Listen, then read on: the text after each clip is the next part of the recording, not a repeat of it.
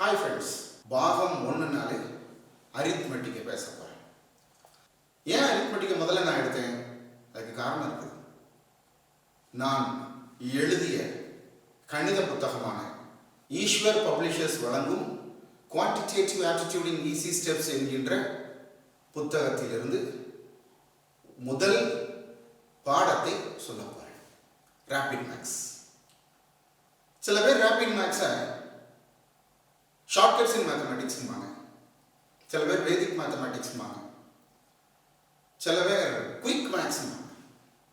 நான் இதை rapid மேக்ஸ்ன்னு define பண்ணியிருக்கேன். ஏன் ரேபிட் மேக்ஸ்? எல்லாத்தோட அதிவேக ஸ்பீடு தான் ரேபிட். பார்ப்போமே. முதல்ல ஒரு சின்ன மல்டிப்ளிகேஷன் பார்ப்போமே. 7ஐயும் 8ஐயும் பெருக்கணும்னா 7 இந்த சைடில் போடணும், 8 இந்த சைடில் போடணும்.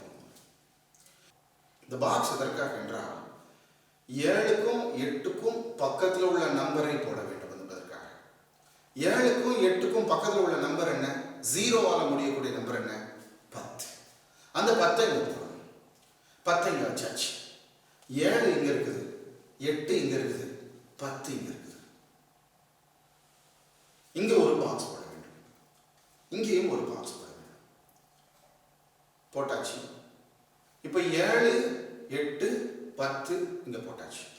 இந்த பாக்ஸில் என்ன வரும் என்றால் 7 10லிருந்து எவ்வளவு கழிச்சா 7 வரும்? 3. அப்போ 10 -3 தான் 7. அப்போ இங்கே ஒரு -3 போட வேண்டும். இங்கே எப்படி 8 வரும்? அதே மாதிரி 10 -2ன்னா 8 வரும். இப்போ நான் திரும்ப சொல்கிறேன். 7 இங்கே இருக்குது, 8 இங்கே இருக்குது, 10 இங்கே இருக்குது. இங்கே ஒரு பாக்ஸ், இங்கே ஒரு பாக்ஸ். அதில் -3 இருக்குது, -2 இருக்குது. இந்த ஓரத்து 8ஆம் நம்பர்லேருந்து இந்த -3ஐ கூட்ட வேண்டும். இந்த 8லேருந்து -3 கூட்டினா எவ்வளோ வரும்? 5. 5ஐயும் 10ஐயும் பெருக்கினா எவ்வளோ வரும்? 5 × 10 50. அந்த 50 இந்த 7க்கும் 8க்கும் 10க்கும் உள்ள நேர் லைனில் இந்த சைடில் எழுதணும். இங்கே வச்சாச்சு 50. -3ஐயும் -2ஐயும் பெருக்க வேண்டும். -3ஐயும் -2ஐயும் பெருக்கினா எவ்வளோ வரும்? 3 2 6. மைனஸும் மைனஸும் பெருக்கினா ப்ளஸ், 3ஐயும் 2ஐயும் பெருக்கினா 6. 6 இந்த சைடில் போடணும். இந்த 50ஐயும் 6ஐயும் கூட்டினா 56. 7ஐயும் 8ஐயும் பெருக்கினா 56 வந்த கதை இப்படித்தான். என்னடா இந்த மனுஷன் 7 8 56 சொல்ற, இப்பெல்லாம் இது எல்லாத்தையும் சொல்லியிருக்காருன்னு நீங்க நினைக்கலாம். நோட் எடுத்துக்கோங்க. 99 99 போடுவோமா? 99 99. இங்க என்ன போடணும்? பாக்ஸ். அந்த பாக்ஸ்க்குள்ள என்ன வரும்? 99க்கு பக்கத்துல 0வால முடியக்கூடிய நம்பர் வரும். அப்ப அது என்னது? 100. அப்ப 99 இங்க இருக்குது, இங்க ஒரு 99 இருக்குது, இங்க ஒரு 100 இருக்குது. இங்க ஒரு பாக்ஸ் போட வேண்டும், இங்க ஒரு பாக்ஸ் போட வேண்டும். இந்த 100ல இருந்து எவ்வளவு கழிச்சா 99 வரும்? -1. -1 இங்க போட்டாச்சு. இங்கேயும் என்ன வரும்? -1 வரும். போட்டாச்சு. இப்போ திருப்பி சொல்லுவோமே. 99 99 100 -1 -1. 99லேருந்து -1 கூட்டுங்க, 98. 98லேருந்து 100 பெருக்குங்க, 98 00.